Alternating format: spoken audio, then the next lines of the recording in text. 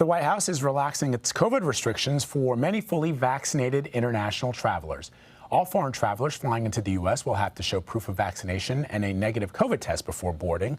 This all comes ahead of President Biden's major address at the UN General Assembly tomorrow. For more on this, let's bring in Weijia Jiang. She's joining us now live from the White House. So Weijia, walk us through this new policy. Why are restrictions being relaxed now when we know that restrictions for U.S. travelers to some of these countries in Europe are being tightened?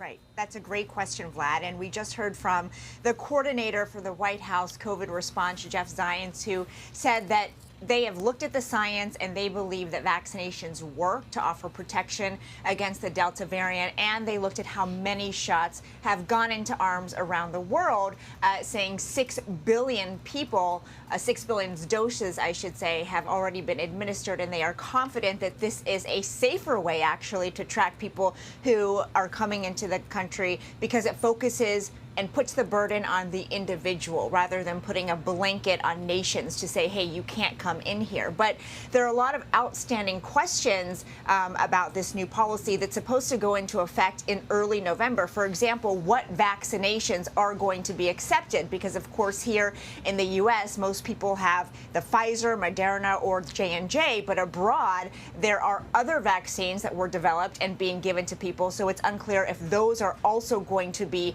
accepted.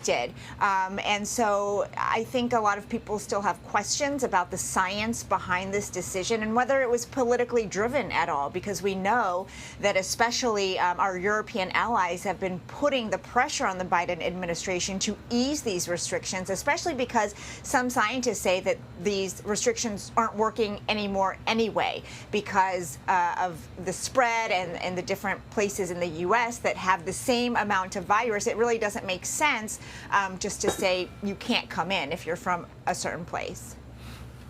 Weijia, let me also ask you, switching gears here, about the outrage that the Biden administration is facing over a drone strike that killed 10 innocent civilians in Kabul, which happened back on August 29th. Now, the Pentagon, as you know, has called it a, quote, tragic mistake after officials believed that they were targeting ISIS fighters. What's the response to the outrage from the administration? Well, that's exactly it, Vlad. The commander from that region had said it was a mistake and that they are looking into possible payments. But we heard from one family member who has spoken out of that family that was killed, because the 10 civilians included 7 children. One was his. And he said he does not want an apology, and saying it's a mistake is not enough. He publicly said that he wants U.S. military personnel to pay the consequences who were responsible for this. But the Pentagon stresses that when they made this calculation, they, of course, thought that they were doing the right thing by protecting people, especially at the airport, from the imminent threat of ISIS-K. It was a miscalculation, a tragic blunder. But, you know, the president is going to have to answer to this. Even though he was not on the ground making these decisions, he has received so much criticism, as we have talked about extensively, about not his decision to withdraw from Afghanistan, but the way in which it was done. And this only adds to that criticism because 10 civilian lives were taken. But the Pentagon stresses that based on their intelligence, based on their decision making, they thought that this was the right move to keep armed forces, American allies, everyone who was there near that area safe. Because you'll remember, Vlad, this was supposed to be in retaliation for that attack at the Kabul airport that killed 13 U.S. service members. And that's another outstanding question is, you know, what is the military doing? What is the U.S. doing to bring those people who were actually behind that attack to justice, since these weren't the right people? All important questions. And finally, Weijia, let me ask you about President Biden and French President Emmanuel Macron. As you know, they're expected to speak on the phone this week about the controversy surrounding a new pact that the United States, the UK, and Australia have come together on countering China. How is this impacting U.S.-France relations? Because we know France recalled its ambassador to the U.S.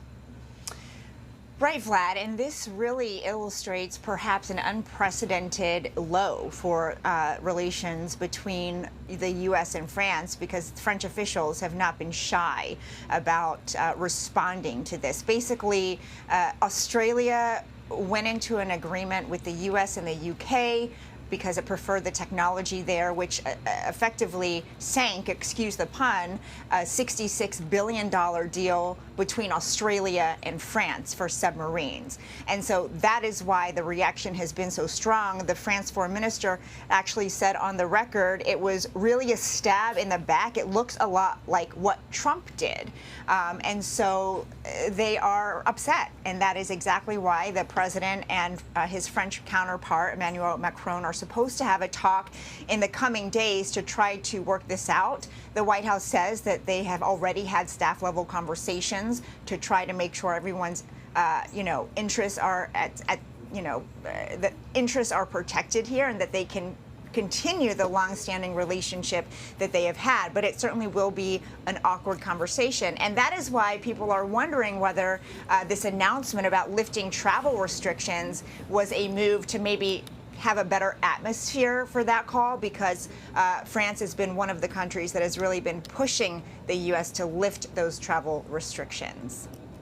All right, Weijia Jiang reporting for us from the White House this morning. Weijia, as always, we thank you.